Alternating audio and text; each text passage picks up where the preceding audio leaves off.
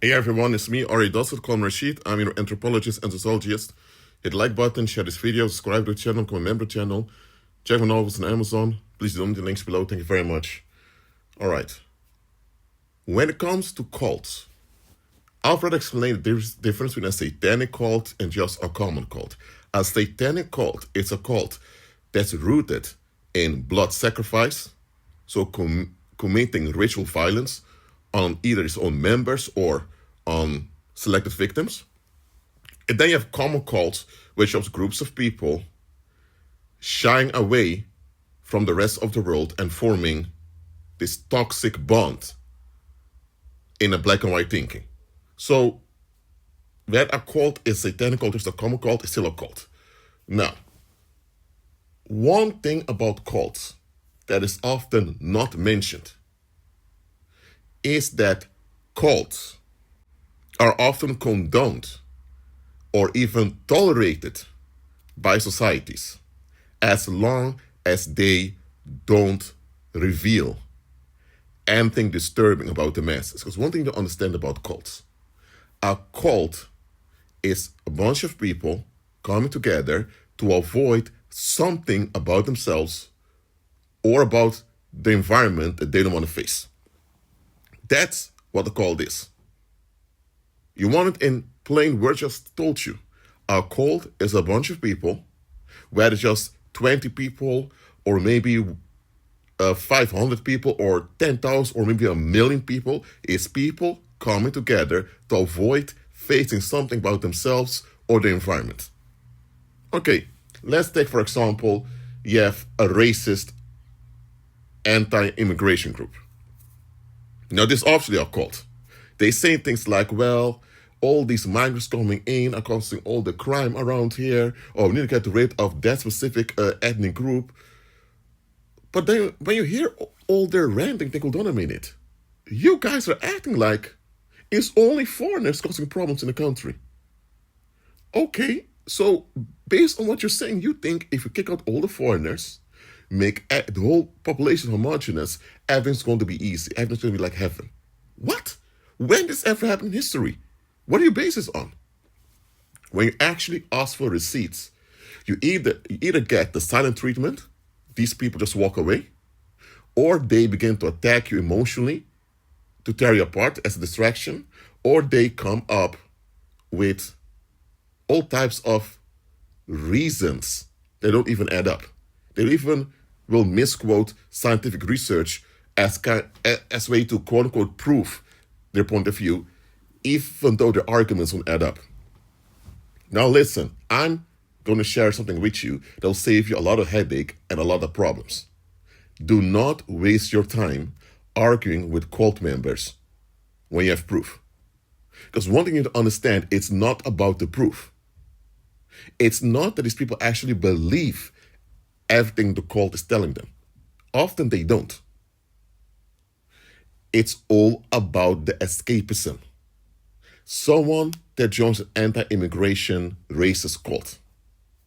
Okay, anti-immigration, they want to deal with foreigners. And they also have an issue with specific types of people that they're racist towards.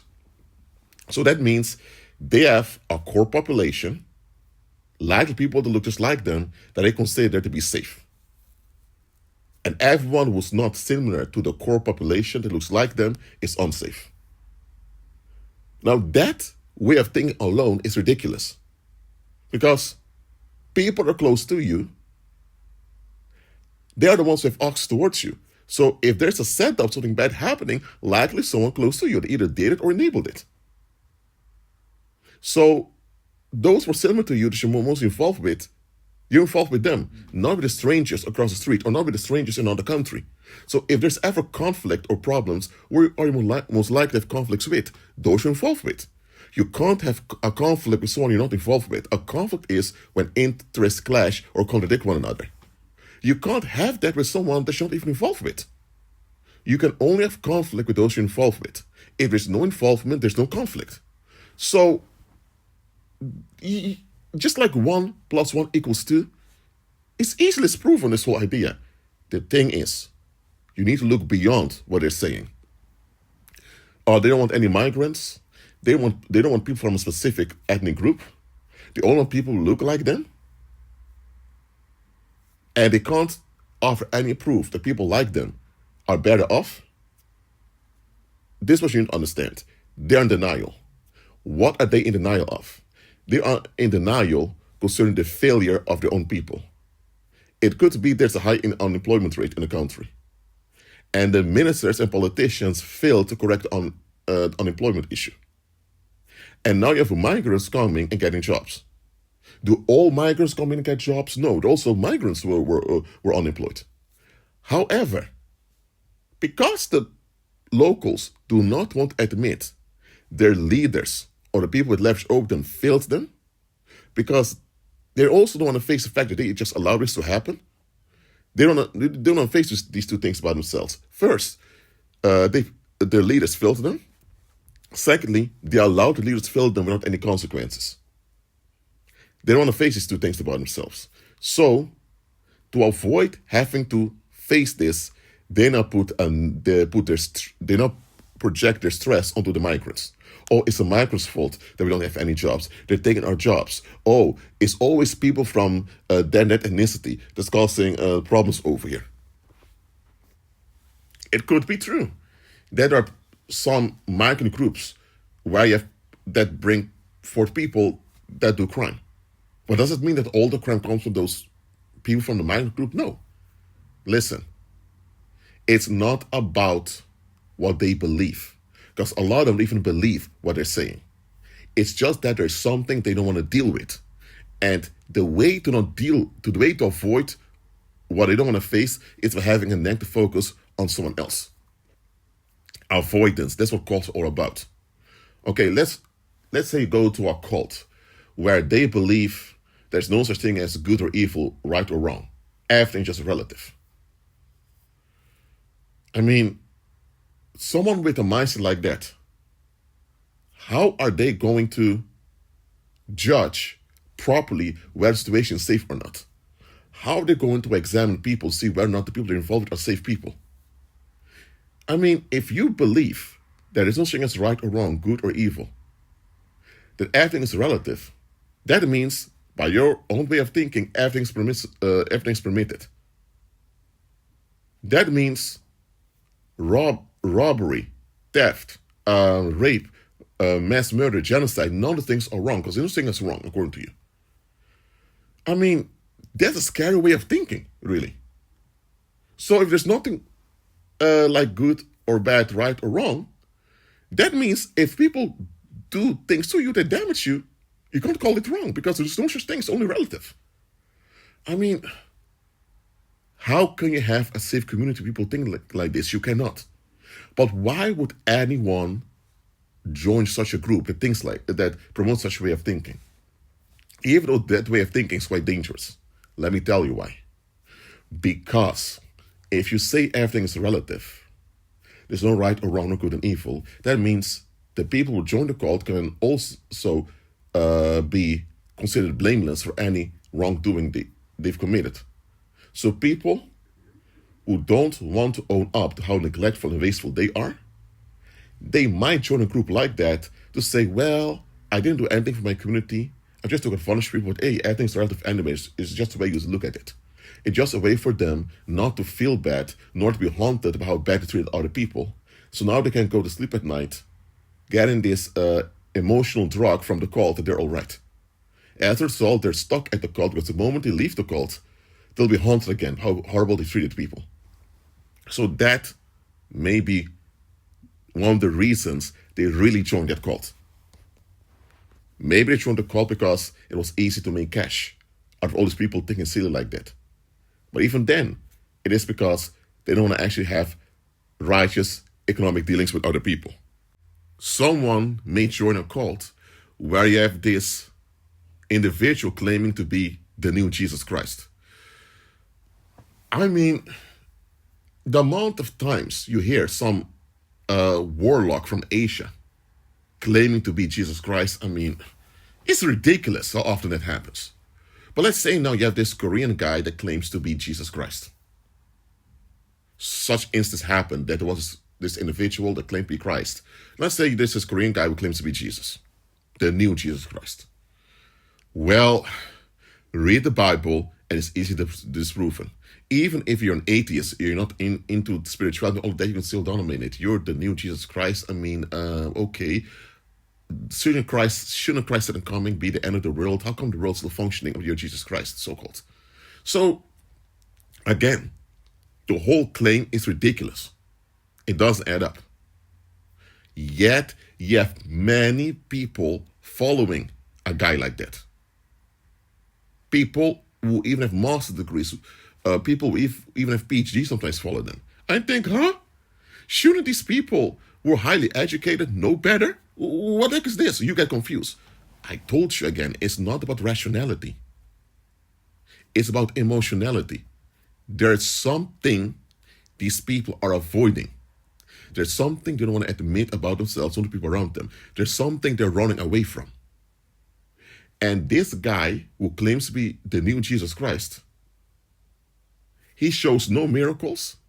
He has no receipts, no proof, nothing. There's one thing he offers, an escape. And that's why those people follow him. They're desperate to escape whatever it is they don't want to admit about themselves or other people.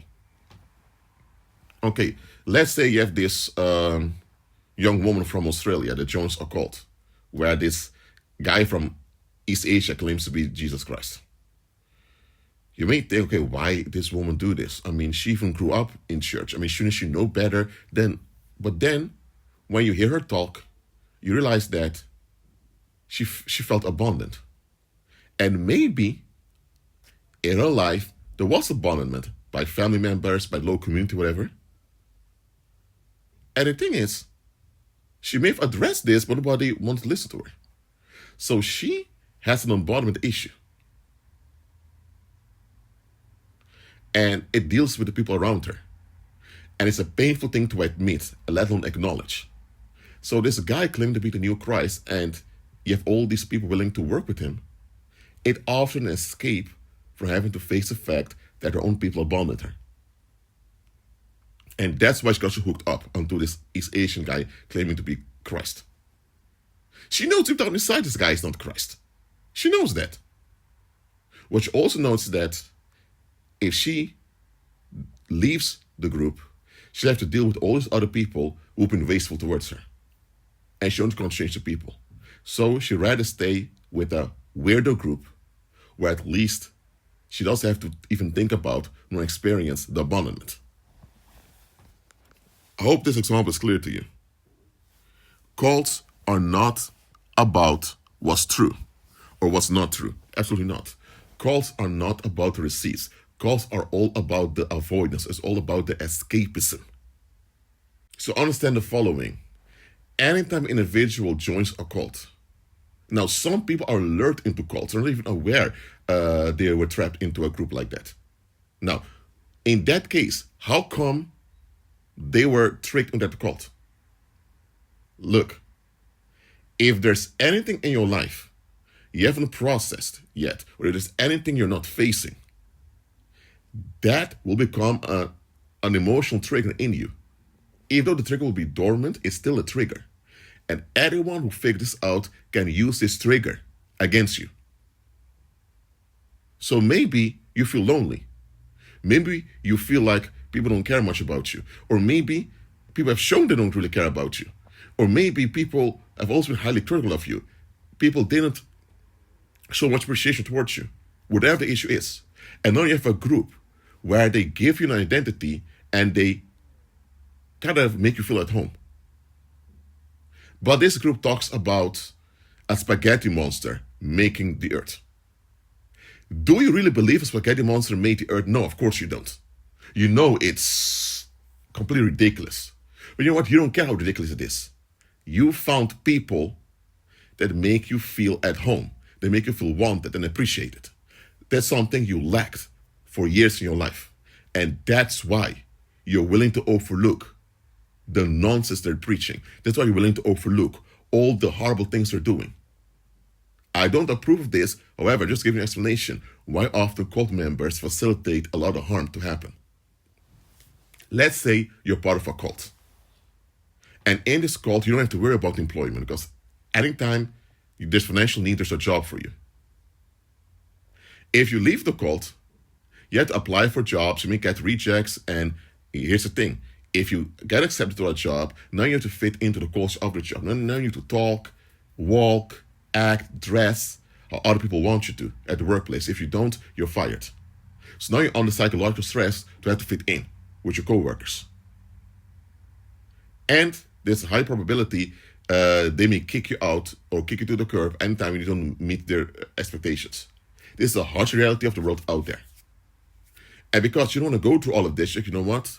Even though this cult I'm a part of is talking a lot of nonsense, even though there may even be crimes happening behind the scenes, you know what? I'm just going to pretend like I don't see anything. Because look, if I'm real about this and I leave the cult, then I have to deal with all these other difficulties all on by myself. Am I able to deal with it by myself? No. So let me stay over here. What if you were born into a cult? In this case, you need to admit that to something off with all your relatives. Now, you're not guaranteed that if you leave the cult, which comprises most of your family, that you'll find another group of people to adopt you as a family member. You're not guaranteed of that. So, to avoid all of this, you may pretend like everything the pastor is teaching you is correct, the people on the outside are wrong. Okay, you got them going with all these examples. Let me give just one more example to clarify this to you. You're a member of a cult that teaches that poverty is because people are lazy, because people are not willing to work. That you were told your whole life, people are poor because they don't work. While growing up, you begin to realize, well, hold on a minute. Aren't jobs created by companies or employers? So what if there are not enough employers? There are not enough jobs. How can you blame someone then for not having a job? And who makes this thing called what we call money? Is it printed at a factory? I mean, you begin to realize, don't mean it. A lot doesn't end up with this idea. What about people who are neglected or abused? What about when a country is being colonized and resources are exploited? So you begin to realize, don't mean this idea that people are poor just because they don't want to work. What about the children who are born into poverty? Did they have a choice? So when you have all these doubts, now you begin to realize, well, hold on a minute. Poverty often is not even someone's own fault. Often has to do with political exploitation. But then you realize, well, hold on a minute, but if the people I belong to, or the people I'm part of, if they keep saying people are poor because people are poor because they don't want to work, that means they're in denial of the political exploitation that goes on. Either they don't know this goes on and they're innocent, they're just naive, or they know exactly what they're doing. Now, sooner or later, you realize that, oh no, these people know exactly what they're doing. They're just narcissistic, selfish people that only want to deal with people who make them feel better. Now, once you see this about those people, you need to admit it and acknowledge that these people are not safe for you. But what if you're not willing to admit this? Because what if you yourself have narcissistic tendencies, want to escape all the time? Now you need to own up to how defective people are that you've been part of, and you need to admit how defective you are yourself. So what if you have a cult member like this, and they really don't want to admit neither? So what they're going to do is they are going to become extremist. They're going to become fanatic in promoting the message that people are poor because they're not willing to work. Even if there's scientific research, even if there are government policies that prove that it's not the case, no matter how much proof you show them, they'll attack you. It has nothing to do with reality and what's true. They know it's bullshit what they're saying. They know it very well. It's just that admitting it's bullshit means also have to admit all the other things they're not willing to admit. So to psychologically excuse themselves, they keep going hard on whatever the cult is telling them. Some of these people get so stressed out when they're challenged or when they're called out that they're even willing to take your life just to escape. So listen to what I'm saying. When you show proof and receipts about something and someone's not even willing to consider the proof, I'm telling you, walk away. Because the more you present the proof to them, the more it's going to show them how pathetic they are because they're not willing to face reality. And anytime it reminds them how pathetic they are because they don't want to own up to reality, it makes them feel bad. It declines them mentally. So eventually, they're going to associate their mental decline and how bad they feel about themselves with you, and they're going to feel like the victim, and they're going to attack you. That's what's likely to happen. So shake dust off your feet and move on. I'm warning you.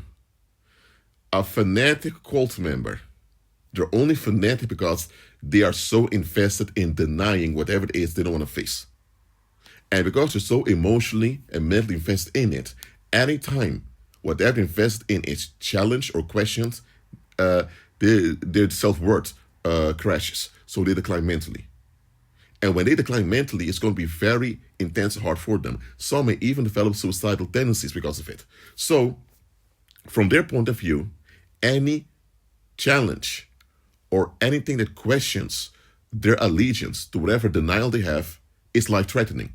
And it is life-threatening for them because if they decline mentally, they may turn on themselves. And because they know they may turn on themselves unless someone intervenes, that's why they're so fanatic. Someone who's fanatic like that, they feel like their life is on the line. They feel like their whole existence is threatened. So the moment you appear with all this proof, bang, bang, bang, bang, in their face, over and over again, they're going to feel so threatened, and they're actually going to believe that you are a threat. You're out there to take their life. And they're going to attack you, claiming it's self-defense. I'm just telling you how it goes. So understand the following. Evidence and proof does not change someone's mind. Evidence points towards something, but doesn't prove anything. Proof is actually when something is obviously there. Okay, let's say now someone was killed. The police found the body, okay? And now they have a murder suspect. And they say, oh, the suspect had an argument with the victim. Okay, that's evidence. Just because they had an argument with the victim, before the victim died, doesn't mean that they're involved in something bad happening or being done to the victim. Or someone say, well, he was the last one that saw the victim. Okay, that he was the last one seeing the victim doesn't automatically mean he's involved in it. There's evidence, but it's not proof. Or if you say, well, his fingerprints were found at the crime scene. Okay, but if it was a public space, you'll have fingerprints of so many other people over there. It just means that they had an encounter with the victim. But it doesn't mean that they're the ones who killed the victim. It's all evidence may be convincing evidence, but doesn't prove anything. Proof would be, let's say there's CCTV footage somewhere. And the CCTV footage recorded how the suspect stabbed the victim died. That is proof. It is proven.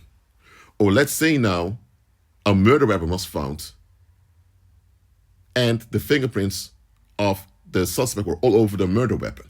And the murder weapon had the blood of the victim.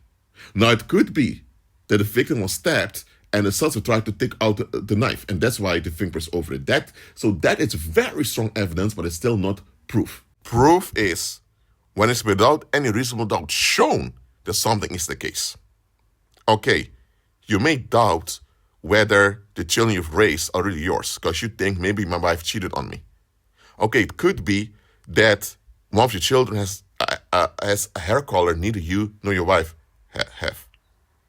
Okay, that is evidence. It could be that your son or daughter looks nothing like you, especially not your son. Okay, that is evidence. But then you do a DNA test. And the DNA test will show proof whether or not those are your children. So, evidence and proof are not the same. But just understand, for someone that's fearful, for someone that's a fanatic cult member, proof nor evidence matter. All that matters is, can they escape? That's all on the mind. They're desperate for escape. So, these fearful people, eventually, they become delusional. I know what I said earlier about delusional people on this channel. Delusional people are dangerous people. They deny reality so much, they'll put themselves and everyone in harm's way just to escape. Beware with delusional people. Beware with them. So, thanks for listening to this audio message. Keep agreeing with Christ. Hit the like button, share this video, subscribe to the channel, comment on the channel, check my novels on Amazon, and please donate the links below. See you next live stream.